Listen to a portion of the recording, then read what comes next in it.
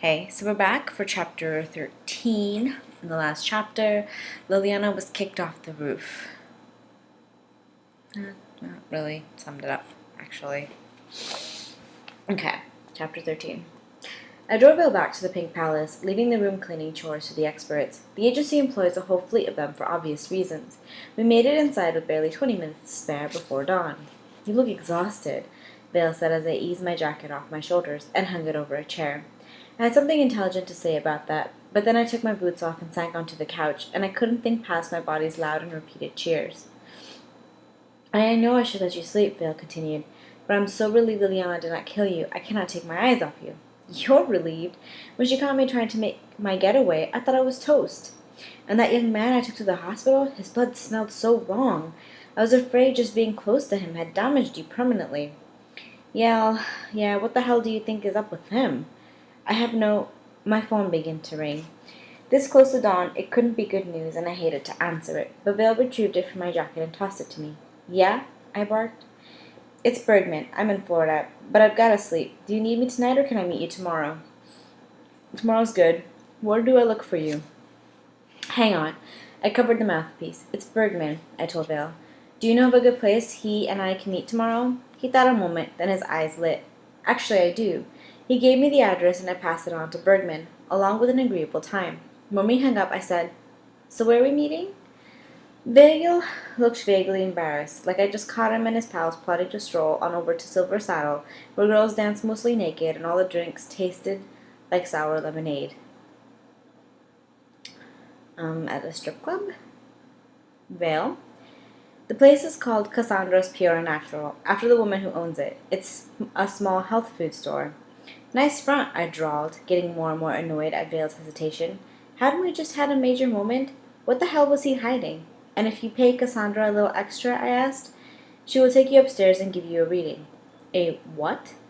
She is psychic. She will not touch your hand or read your tea leaves or deal your tarot.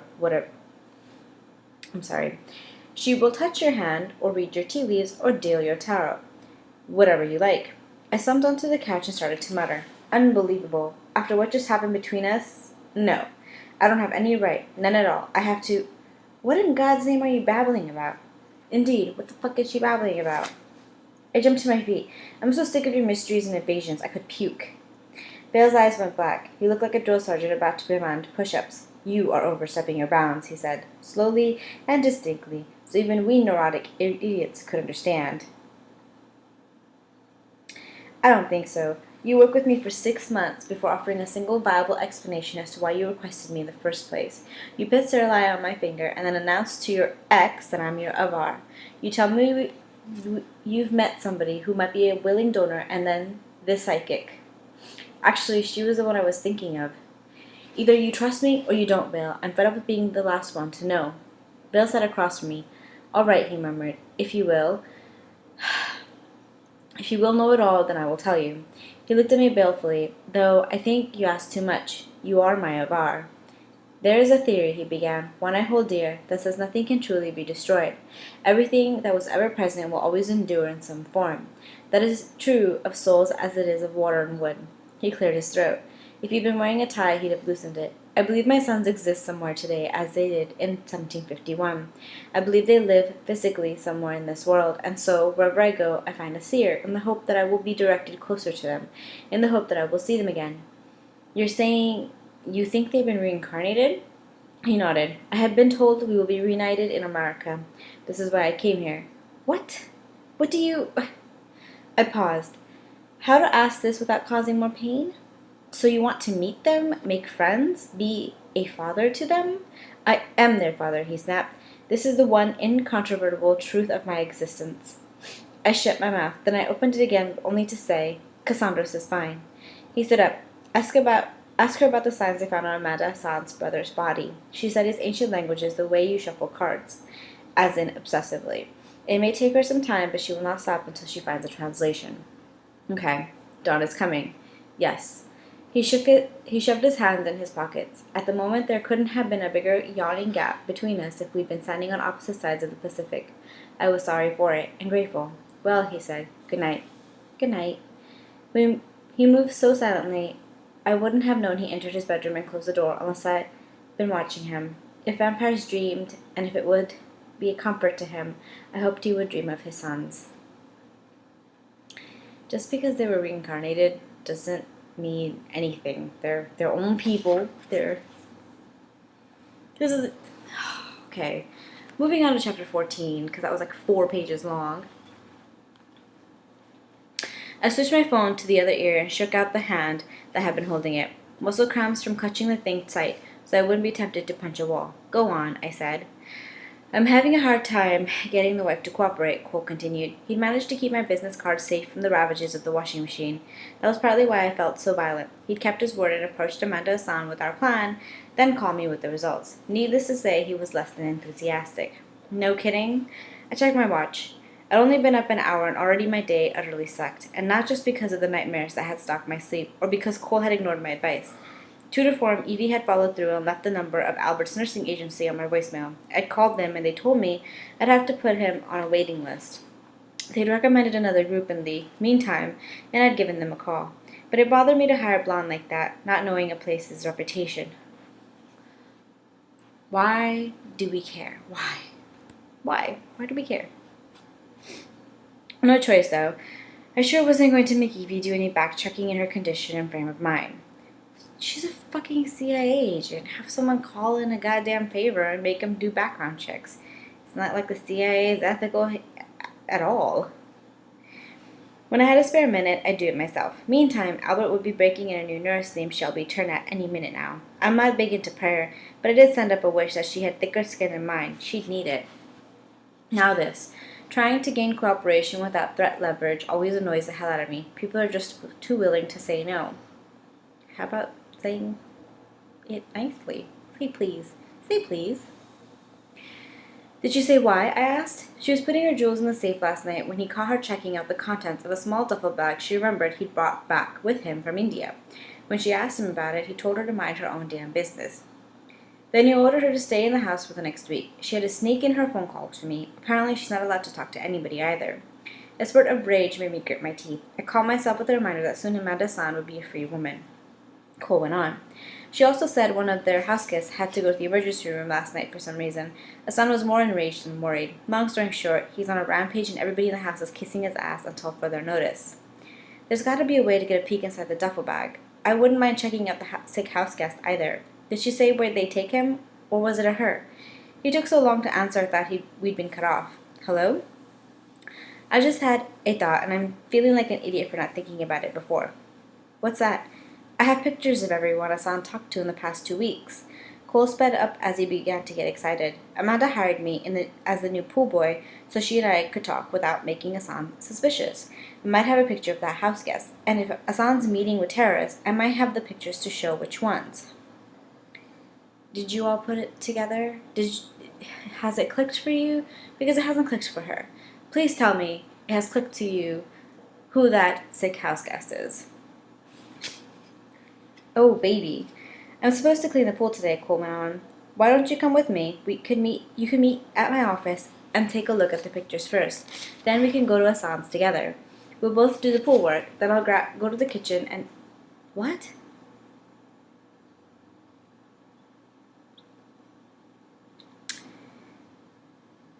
We'll both do the pool work.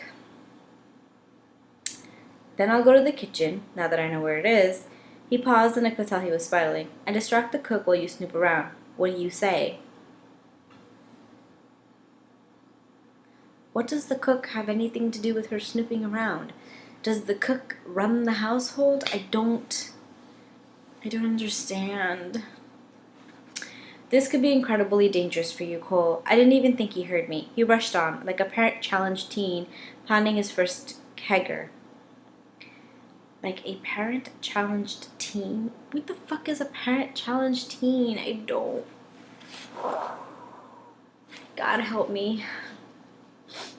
You know what else? I saw somebody the night we met, at the party. Yeah? As I was leaving, a door opened and a man looked out. I got the feeling we were having a mutual, oh crap, you're not supposed to see me reaction. Could you identify him again? No problem. Being purely hetero, I'm a little embarrassed to say this, but he was easily the best looking guy I've ever seen. Click.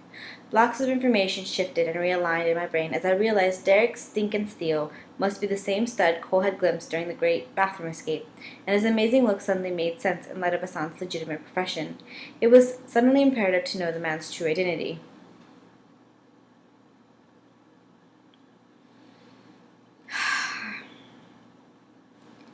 Apparently for this author, the people who read this book are not that fucking smart. Forget the pool work for now, I said, and tell me you're a big fan of the Pink Panther movies. I own the whole set. Then I assume you also own a few disguises? A dozen at least. I always do Amanda's pool work in disguise. That's why they won't recognize me if I need to, say, crash a dinner party. I could tell he was grinning. Despite knowing better, so was I. They're like a bunch of fucking teenagers, man. Nobody cares that you fucking kissed. Excellent. I told him to meet me down the street from the hospital Bill had taken Derek to. How soon can you get there? An hour. Good. See you then. We hung up, and after a quick phone book search, I found Cemeterian Care Center in the Yellow Pages. 30 seconds later, I knew Derek was still there, reclaiming some lost fluids in room 429. Why don't they just Google that? Do they even make the Yellow Pages? When was this book fucking written? Hold on.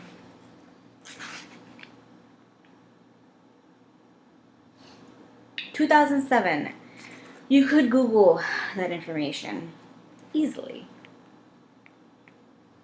I kicked it into gear. I pulled the costumes I'd brought from my trunk. One would transform me into a working-class brunette, the other a truck-stop blonde. I chose the brunette. The hair was straight and shoulder length. I stuck a gold beret on top at a jaunty angle, and a new girl began to emerge from the mirror. I called her Deanne. She liked to pronounce her name Dion, and, though she worked as a bank teller, she pretended she could paint better than Van Gogh. A man's shirt covered in multicolored parrot blue parrots. Oh, I'm sorry. A man's shirt covered in multicolored parrots, blue jeans, army boots, and a long green trench coat and reflective sunglasses completed the ensemble. I dressed in my room, my weapons case coughed up grief, and a small black box containing Bergman's last prototype. It had started life as a band-aid, but Bergman had replaced the absorbent padding with a tiny bug. That went on the middle finger of my right hand. I stuck the receiver, a former hearing aid, into my left ear. Theoretically, I should be able to attach the bug to Derek's skin, and it would transmit every conversation he took part in for the next 2 hours. Having had some experience with Bergman's new inventions, I wasn't expecting it to last more than 20 minutes. Hopefully, that would be all the time I need. On the way to the hospital, I dialed Albert. I often called him in transit. That way I always had a good excuse to hang up. He answered on the second ring. Hello? Hey, Albert, it's Jazz. He chuckled and said, 2 calls in 2 days. Jazzy, are you turning into a nag?